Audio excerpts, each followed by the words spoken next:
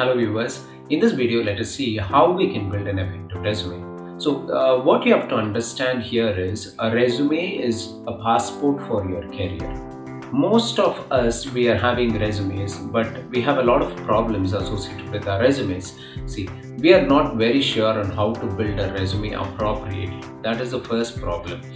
We don't take time to research on what is required to build an effective resume. That is another problem. So most of the students, who are finishing their final years, what they do is they simply copy paste the content from either in the internet or from some other resumes and make sure by the time they are facing the recruitment, they have something in their hand. So this is what is happening all around. And even people who are already in the profession, who have work experience, even their resumes are not that good. So ultimately what you have to understand is when you're trying to prepare a resume, you have to make sure that your resume stands out. That's most important. The next thing is you have to make sure that the HR is really impressed by your resume. So to do all these things, we need to follow certain tips. So that is what I'm going to be providing you in this video. So listen to the tips and follow these tips properly so that your resume really stands out. Okay, so let us see one by one. Okay, so the first thing that we have to make sure when it comes to building a resume is finding a suitable template or a design, where you can start building your content. So select a suitable design. There are many ready-made templates available online from which you can choose the template, but make sure that you don't restrict yourself to the template. Your design and content both should go hand in hand, making your resume appear beautiful, and so that you can include all the important things, in the resume. So selecting a perfect design and making sure your content fits for the design is very important. This is the first step. When it comes to the resume format, there's no standard format. You can design it in your own way. So don't rely on specific formats. There is nothing as such. Resumes need not be similar. You can design and show your creativity, but make sure it's very professional. Don't add too many colors, don't add too many designs, and let it not become something else. Make sure you have a very good professional resume. The next important thing that you have to note is you have to prepare a resume specifically for a position. Don't have a common resume and send it to all different roles. That's not the appropriate way you should design a resume. For each position you have to have a separate resume, and a design and a format. For example, if you're going to apply for a teaching degree, your resume would be really different, and if you're applying for an IT company, your resume would differ. So don't have the same resume for both the fields. That's not good. This is a major mistake made by all students, so please take care of this. Next, coming to the color, having a color resume is far more beautiful than having that boring black and white resume which people usually do, right? So make sure you select a mild color. You can apply a mild, a faded kind of color as a background, and then make sure your font color is thick and it's very sharp. So there are a lot of templates available for this. You need not worry about designing or choosing a color because the template comes with its own color, font and sample writing, so you can see which of your content can suit that resume properly. So color is very important, so make sure you try to select a color which is very decent, appears very good, and it's very mild in the eyes. So once we have done with the color, the next thing that you have to do is you have to start with the career objective, which is the most important part of the resume. So make sure you have a very good definite objective for your future. So you have to analyze at least 5 to 10 years forward and write an objective that states clearly your goal or what you want to achieve in your career ladder. That's very important. You can look into different career objectives from online or wherever it is, but please do not copy and paste it. Create an original objective. Okay, because your career objective is the most important thing that the HR reads first, so make sure it is original and very good. So once you have completed with your career objective, you can go with your educational qualification. So when it comes to educational qualification, make sure you write it in the reverse chronological order. That is, you start with the degree which you have completed recently. For example, if you have done your PhD recently, so you will start applying your PhD, okay, in the first place, and then comes your post-graduation, and then undergraduation, and then your school degrees, right? So make sure it is in the reverse chronological order, and please don't include your educational qualification in a tabular form, because it's very old and okay, and it's outdated. So make sure you write it in a different way, and it's easily okay, because you have to indicate the year of passing, your percentage and everything. So make sure everything is there in the educational qualification area, and it is very clear and separate, and it looks very good. Next, you should include your area of specialization or area of interest. Okay, that's very important. People should know what you're specialized at, okay, what you're really interested, and what kind of research you have done in that area, and how strong you are in your skills.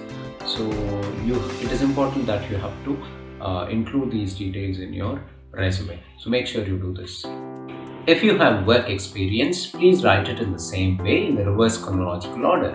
Okay, start from where you have recently employed on the present workplace, and then you can go back to your former places one by one, and make sure that you include all the information, the roles and responsibilities, the kind of work that you were doing, and the kind of recognition you got there, the prizes or awards, whatever it is, please include in the appropriate areas.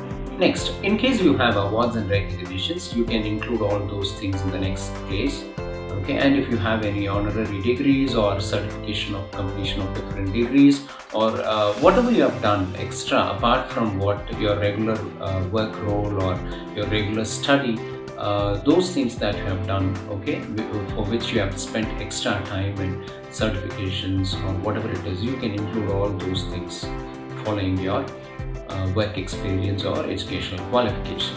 See, whenever we are speaking about hobbies, you have to include certain things which really matters for the company where you will be attending the interview, right? For example, if reading is your hobby, it's going to be useful for everyone, right? Because when you improve your knowledge, when you improve your communication or whatever it is going to help for the business environment, okay? So this will help the company. But if you write activities like swimming, or if you're writing activities like dancing or something, this is not going to be useful for the employer. So he really doesn't care about that. So make sure you include interests or hobbies that will be useful for the company. So, okay, specifically. See, when it comes to personal information, okay, that's really up to you. You can decide what you want to include, but make sure you have your phone number listed there in your resume, your email address is there, your personal address or communication address or permanent address, whichever it is, make sure it is there, because these things are really important. Your date of birth again could be necessary for your employer, your PAN card status or PAN card number, whatever it is. Though these things may be required, but apart from this, your marital status or your gender, whatever it is, those things are not required. Okay, they are not really required. So if that's up to you again, if you want to include it, you can have it there in your resume, or if you don't want it, you can just leave it. Next is, I see a lot of people include these catchy terms like effective communicator, team leader, many things like that. Okay, so it's important, if you're indicating certain words in your resume like this, you have to make sure that you behave in that way during the interview.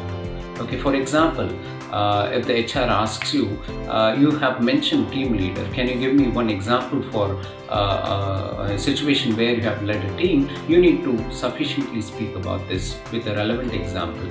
Okay, so don't just include the catchy terms in your resume. So make sure you are prepared really, and you have a real life situation to explain there so that he is convinced. Okay, so make sure that you do this.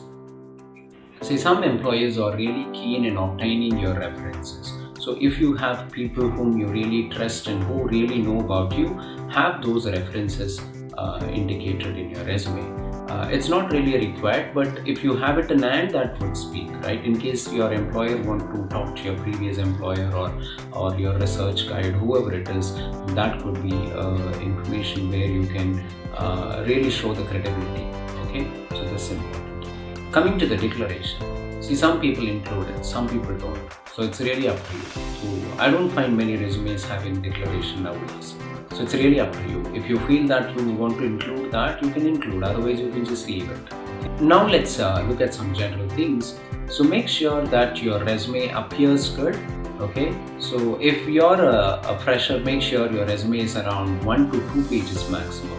So if you are an experienced person and you have a lot of information to tell, include information which are most important. Okay, please don't fill in a lot of things just to make the pages more. Okay, so don't add every content, because these people, they really don't have time to read the resume. Okay, so they're going to glance your resume, and make sure you include all the important information, okay, in your resume properly, and avoid all unnecessary, unimportant things. Okay, now when it comes to language, make sure you don't have a lot of grammatical mistakes. Spelling, check for spelling errors, check for alignment. That's very important, because the way your resume appears speaks a lot. So take care of alignment. Please do not make any grammar mistakes. Make sure you've included everything, and don't stuff a lot of things on a single page. Okay, if you're a person who has a lot of things to tell, that is your experience, make it 3 or 4 pages. It really doesn't matter. Okay, pages really doesn't matter. You can do that, right? But don't stuff a lot in a single page and make it appear very awkward. Don't do that. Finally, proofread your resume properly, convert into a PDF format, then you can show it to different people and get their feedback. Okay, and make sure before you really get to the interview, your resume looks really professional. That's very important. All the best for your career.